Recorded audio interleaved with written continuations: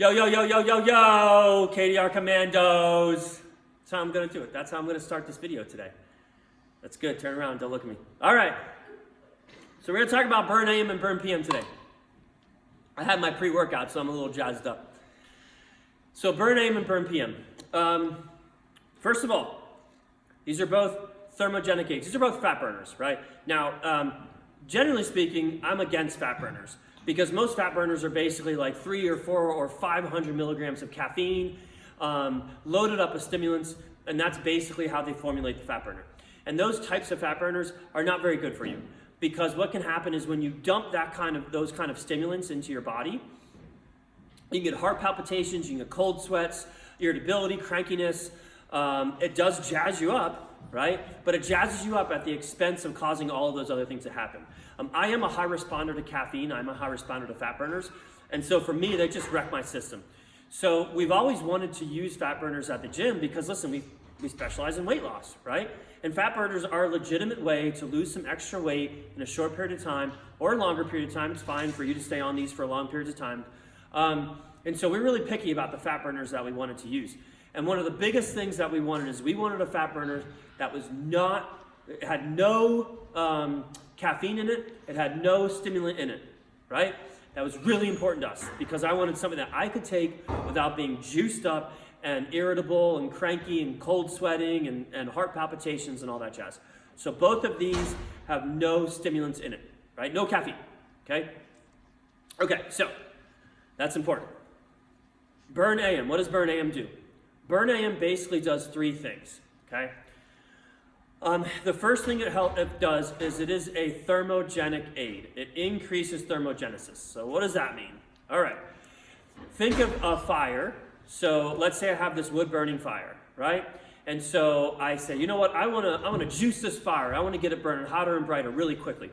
And so I take some gas, I throw the gas in the fire, and all of a sudden, boom, right? The fire burns really hot and really bright for a short period of time. That's an example of thermogenesis. Another example of an increased amount of thermogenesis is when you have a fever, right?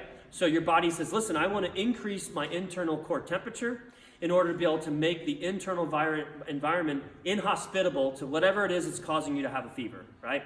So that is an increase of thermogenesis. That is a good thing. Anything that you can do to increase thermogenesis is good because that means that you're burning more calories at rest. So it's the first thing that both of these things do is they increase your thermogenesis. The second thing that this does, so there are everybody has stubborn body fat, right? So for males, for me, my stubborn body fat is my chest and my belly, right? And specifically my love handles. For females, stubborn body fat tends to be thighs and hip related, okay?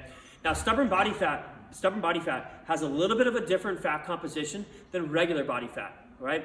And this has certain compounds in it that help your body target the stubborn body fat, which is pretty cool because normally, if we say, listen, well, somebody says, well, I want to lose fat right here, right?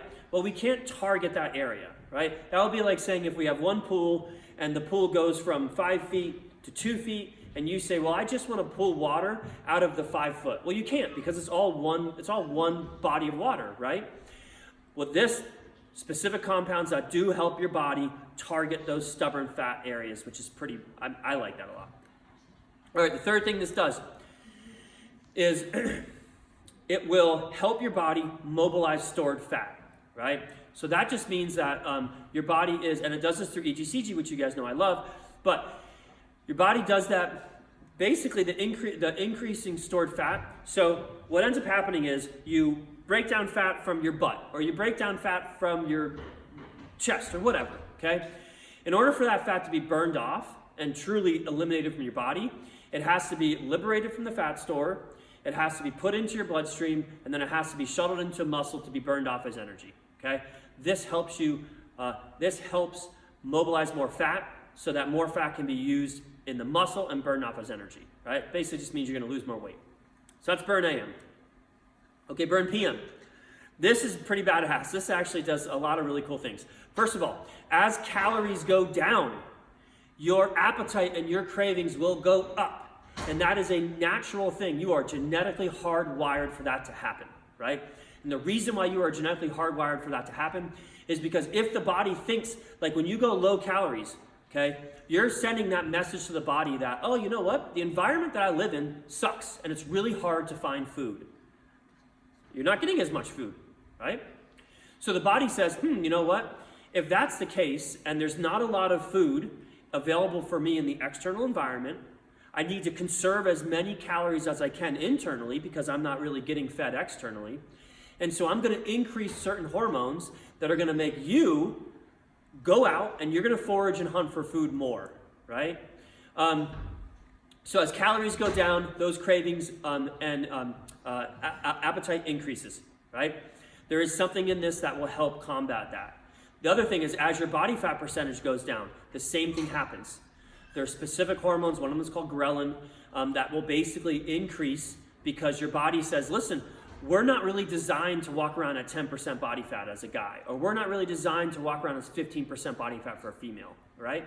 That looks great, but from an evolutionary standpoint, from a survival standpoint, not that good, right? Because if you're a dude with 10% body fat on you, you do not have as much fat as somebody with 20% body fat, which means that during times of really hardship where the food's not available, you're screwed at 10% body fat. But that person at 20% body fat, they're going to have a lot more fat on them. They're going to have a higher level of survivability, right?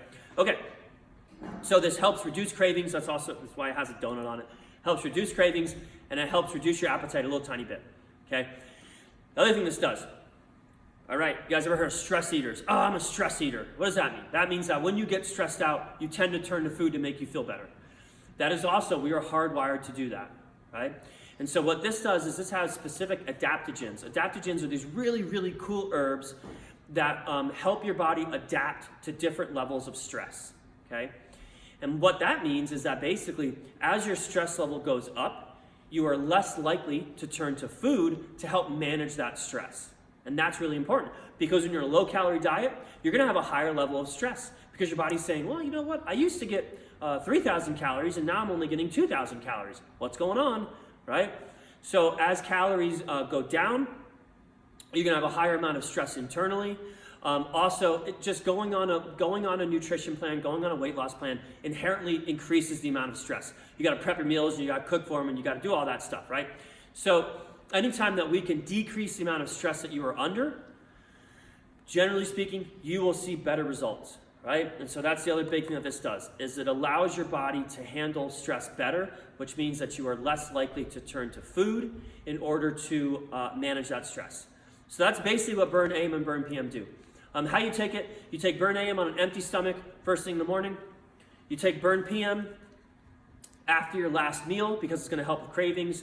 It's going to help you manage stress, so you're less likely to have those cravings after your last meal. If any of these cause any kind of upset tummy, then you can take it with food, that's fine, but you do want to try this one, Burn PM after your last meal, Burn AM before your first meal. And then you just follow the recommended dosage of 3 capsules and 3 capsules. All right, I hope this answers your questions about Burn AM, Burn PM.